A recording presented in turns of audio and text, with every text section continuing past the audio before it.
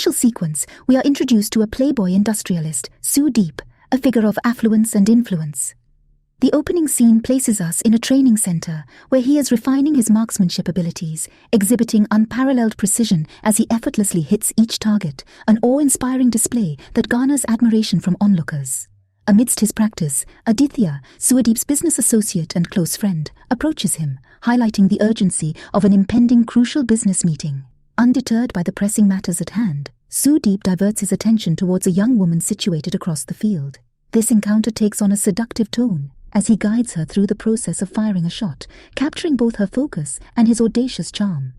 In a parallel narrative, Bindu, a skilled miniature artist, is meticulously sculpting a diminutive heart. Despite her self-critique of the work, she tenaciously perseveres even when the power supply falters. Relocating her workspace to be illuminated by the gentle moonlight, she continues her endeavor to complete the miniature masterpiece. Meanwhile, Nani, who resides in close proximity to Bindu, nurtures an unrequited affection for her that spans 2 years. Despite Bindu's limited acknowledgement of him, Nani ardently dreams of kindling a romantic connection. Observing Bindu's artistic struggle in the dimness, Nani ingeniously constructs an impromptu light source using a torchlight and aluminum foil, catalyzing the completion of her creation. Intriguingly, Bindu's response is curtailed as she concludes her work and retreats for the night, merely shutting her window without expressing thanks. This perceived lack of acknowledgement draws reproach from Nani's acquaintance, yet Nani, consumed by love, defends Bindu's action by reasoning that her act was to spare him the ordeal of waiting indefinitely.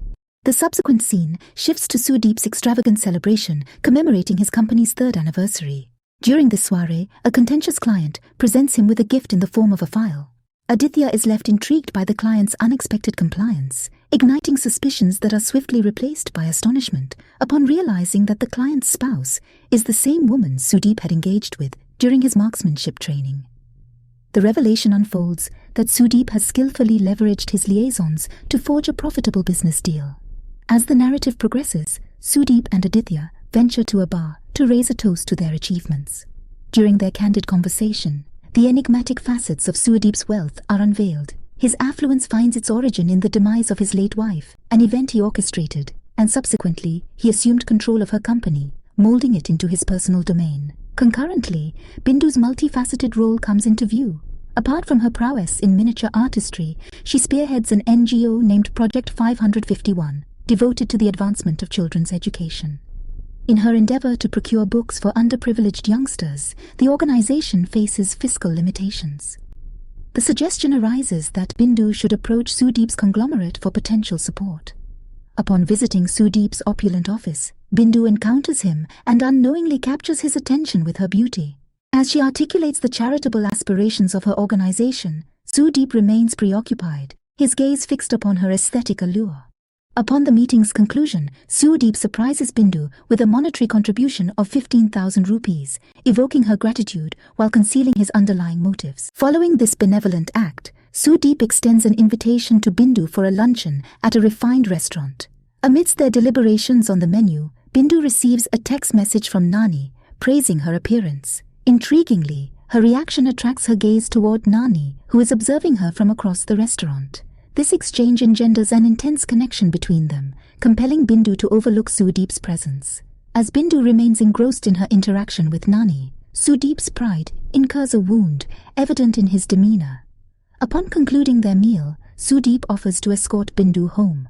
However, her journey is momentarily interrupted as she asserts the need to procure groceries. Unbeknownst to her, Sudeep covertly follows her and discovers her in Nani's company.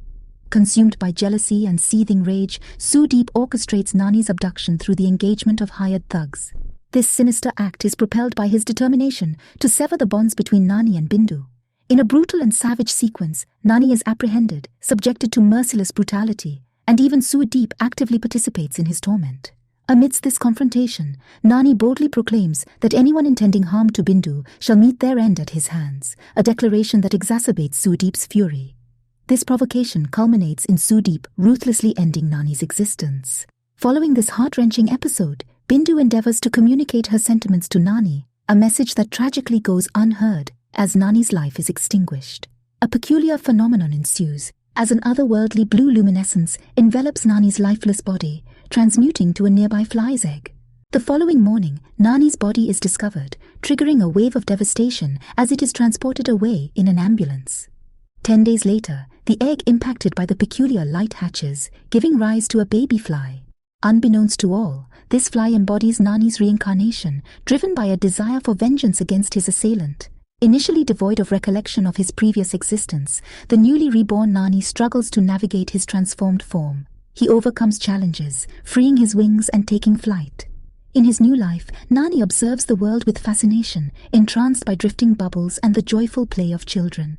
He amuses himself by popping the bubbles as they float by, and eventually lands on a half-eaten apple after getting entangled with a cricket ball. Soon after, he finds himself pursued by a bird and eventually seeks refuge within a house. However, an unwitting human inadvertently submerges him in a mug filled with water. The fly becomes aware of the man's profound despair as he glimpses his face, triggering a flood of memories from his past life. Driven by rage, the fly emerges from the liquid and launches an attack on his assailant. Yet, a stark realization dawns upon him. He is no longer a human and lacks the power to inflict significant harm. With a casual gesture, Sudeep dismissively swats the fly to the ground. Undeterred, the fly's recollections of Bindu drive him to soar to her residence. Although he endeavors to capture her attention, his diminutive form goes unnoticed by Bindu. In a conversation with her sister-in-law, Bindu expresses her deep yearning for Nani. Determined to catch her notice, the fly resolves to make his presence felt. Later, while in her office, Sudeep visits Bindu, offering condolences for Nani's passing and attempting to forge a closer connection. The fly takes advantage of the situation, infiltrating Sudeep's ear in a bid to shield Bindu even now. In a subsequent scene, Sudeep enters a wooden steam bath, and as his limbs are restrained, the fly capitalizes on the opportunity. It infiltrates Sudeep's ear, maneuvering to create a disturbance. This agitation prompts Sudeep to inadvertently lunge toward a sharp shower handle while fleeing the persistent fly, leaving him naked and embarrassed before his colleagues and clients. Later, Sudeep proposes that Bindu accompany him to Delhi to advance their organization's welfare. They plan to depart the following day. However, the fly sabotages Sudeep's sleep, ensuring he remains tormented throughout the night. Despite his efforts, Sudeep manages only fleeting moments of rest, wrapped in a bedsheet. Bindu contacts Sudeep, informing him that they must catch a flight within half an hour. As he rushes to the airport, Nani's presence becomes evident, further complicating matters. The fly interferes with a traffic police officer, causing chaos on the road. When Sudeep switches cars, the fly targets his eye, leading to an accident. While Sudeep is trapped in his car seat, the fly uses dust to write, "I will kill you," on the glass, evoking a sense of dread in Sudeep. He becomes consumed by paranoia, constantly armed with fly spray to ward off the relentless insect. Although those around him perceive him as unhinged, Sudeep remains resolute. Bindu's arrival sparks renewed fury within the fly, resulting in another attack on Sudeep. This time, Bindu employs fly repellent to repel the fly, causing it to fall onto a nearby bush. As death nears, a fortuitous turn of events occurs. A water sprinkler activates, cleansing the fly of the repellent's effects. Subsequently, Sudeep consults an entomologist, seeking insights into whether flies can indeed exact revenge. The doctor recommends he take a break, thinking his thoughts might be mere delusions. Despite the advice, Sudeep remains skeptical of everyone's input and heads to the junkyard where his wrecked car was taken. There, he encounters a peculiar stranger who cryptically warns him that his fortune is in peril. Sudeep dismisses the man's words and examines the wreckage, discovering a shattered piece of glass bearing the word "kill." This find solidifies his conviction that the fly was indeed attempting to cause harm. The subsequent day, Nani observes Bindu in tears, lost in memories of his demise. Utilizing droplets of tears left on a table, Nani crafts a message, astonishing Bindu when she reads it. She cradles him in her palm and questions if he is truly Nani. The fly affirms his rebirth through a nod. In a unique form of communication, the fly reveals Sudeep's role in his death, leaving Bindu stunned. Determined to seek vengeance, Bindu's skill as a miniature artist becomes crucial, as she fashions tiny protective glasses for the fly, shielding him from repellent sprays. Sudeep dispatches his bodyguards to capture the fly, but all efforts prove futile. He soon comprehends that conventional repellents have no effect on his adversary. Despite multiple attempts using fly baits and swatters, the fly proves elusive. Nani resorts to igniting Sudeep's bed, encouraging him to consume fly bait and relentlessly preventing him from sleeping at night. However, a more extraordinary plan is necessary for actual success. Consequently, Nani devises a scheme involving a functional cannon display loaded with gunpowder, intending to eliminate Sudeep. Bindu consistently provides a small container of gunpowder, filling the cannon gradually. Yet the plan falters when an individual inserts tissue paper into the cannon's muzzle. In response to Sudeep's increased paranoia, he fortifies his residence with insect-proof glass and scanners. Bindu must personally visit Sudeep's home to allow Nani entry. Sudeep's inappropriate advances lead the fly to employ its modified claws, causing him to withdraw. The following day, Sudeep faces a crucial meeting with potential investors for his upcoming project. However, due to sleep deprivation and his fly-related anxieties, he loses coherence during the presentation and digresses into discussions about fly repellents. To make matters worse, Nani lands on an investor's head, prompting Sudeep to accidentally tip a pot onto him.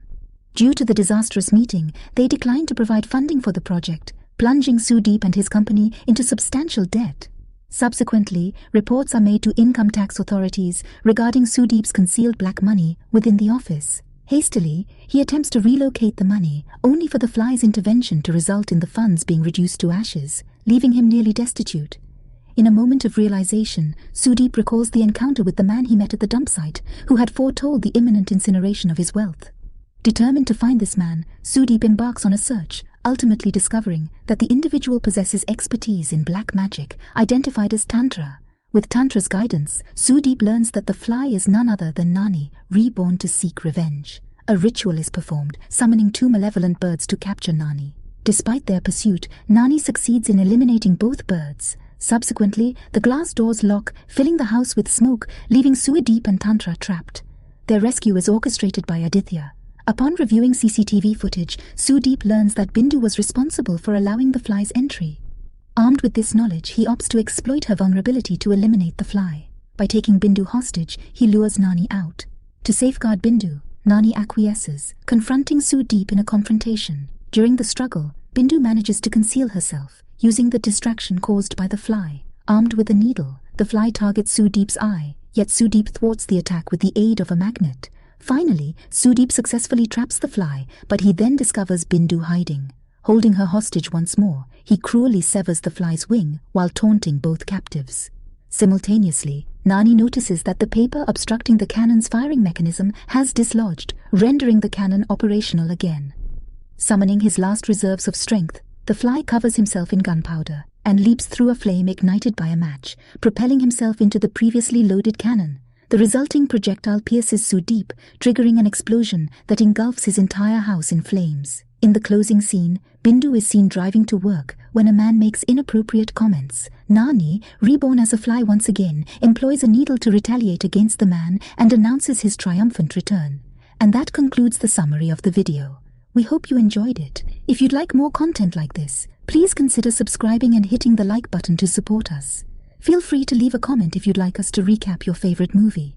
Until next time, take care.